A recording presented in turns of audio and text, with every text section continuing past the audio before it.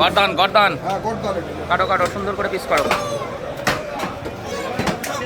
গর্দানের মাংসটা অ্যাকচুয়ালি নরম হয় বলো, প্রচুর নরম হয়।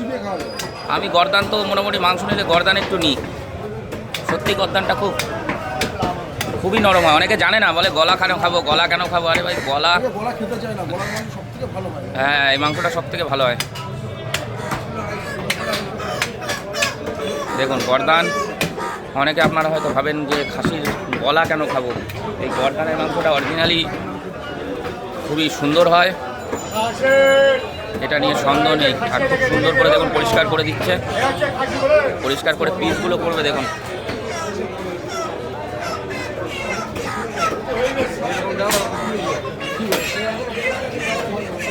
এবার তো এখান থেকে বাড়ি গেলে হবে না, একেবারে গ্রাম দিয়ে ঘুরে তারপরে যাব। হ্যাঁ ওগুলো ওরকমই থাক ব্যাগে, কোনো সমস্যা নেই। আর একটা ব্যাগ নিয়ে নিতে হবে বুঝলি, মাছগুলো আলাদা ব্যাগে নিতে হবে। ওই তো ওই দোকানে ব্যাগ আছে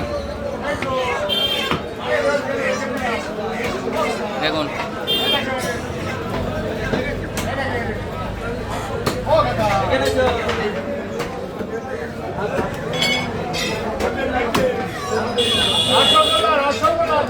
রসগোল্লা বলছে, রসগোল্লা তন্ময়দা, কালো জামড়ে বলছে রসগোল্লা।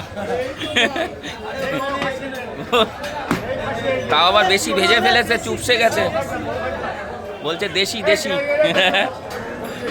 সবই দেশি, বিদেশি আর কোথায়, বিদেশি কিছু নেই।